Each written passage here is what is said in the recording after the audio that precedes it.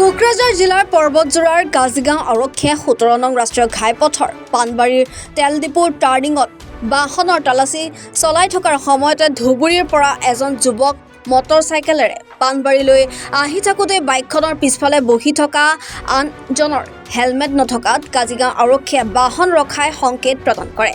অভিযোগ মতে চালকজনে মটৰচাইকেলখন অলপ দূৰত ৰখাই দিয়ে, যাৰ বাবে আৰক্ষীয়ে মটৰচাইকেল চালকজনক মুখত প্ৰহাৰ কৰাৰ ফলত যুৱকজনৰ দাঁত ভঙাৰ লগতে বাইকৰ পৰা পৰি গৈ হাত এখন আঘাতপ্ৰাপ্ত হয়।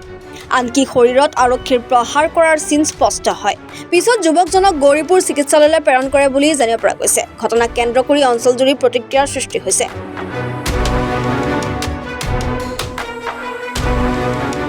ধুবুৰীত গৈছিলোঁ মই, তো ধুবুৰীৰ পৰা আহোঁতে এই পাম্পৰ টাৰ্ণিঙত পুলিচ আছিলে।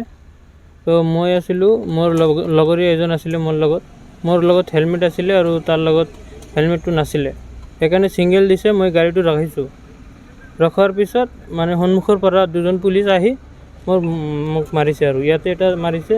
তাৰপিছত বাইক লৈ পৰি গৈছোঁ, পৰি যোৱাৰ পিছত পিঠিত মাৰিছে এটা, দাঁতটো ভাঙি গৈছে। মোক কিয় মাৰিছে এতিয়া মই নাজানো, মানে ছিংগল দিছে, মই থিয় কৰাইছোঁ। মানে যোন পুলিচে ছিংগল দিছে ন, সেই পুলিচৰ ওচৰত থিয় হোৱা নাই আৰু কি, আৰু অলপ আগুৱাত গৈছে, মানে ব্ৰেক ধৰিছোঁ তো, ব্ৰেক ধৰোঁতে অলপ আগুৱাই গৈছোঁ, সন্মুখৰ পৰা আহি কিনে মাৰি দিছে। কাজিগাঁও থানাত। কি কোনো কিবা চেকিং আছিলে।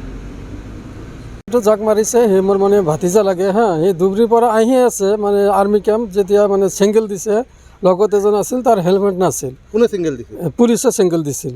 পুলিচে ছিংগল দিয়াৰ পিছতে যি ছিংগল দিছে তাৰ আগফালে যায় গাড়ীটো ৰখিছে, আগফালৰ পৰা বেলেগ পুলিচ আহি তাক হেলমেটৰ ওপৰতে বাঢ়ি মাৰিছে, মুখত লাগি দাঁতটো এটা ভাঙি গৈছে।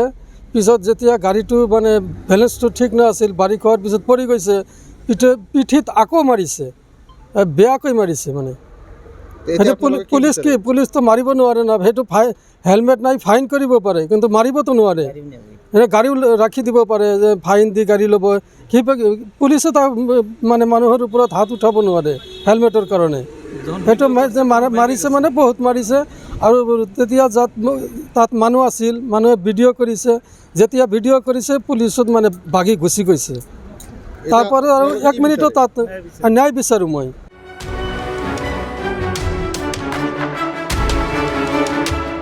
পৰ্বতজোৰাৰ পৰা মজিবুৰ ৰহমানৰ ৰিপৰ্ট, এনি ভাৰত 24।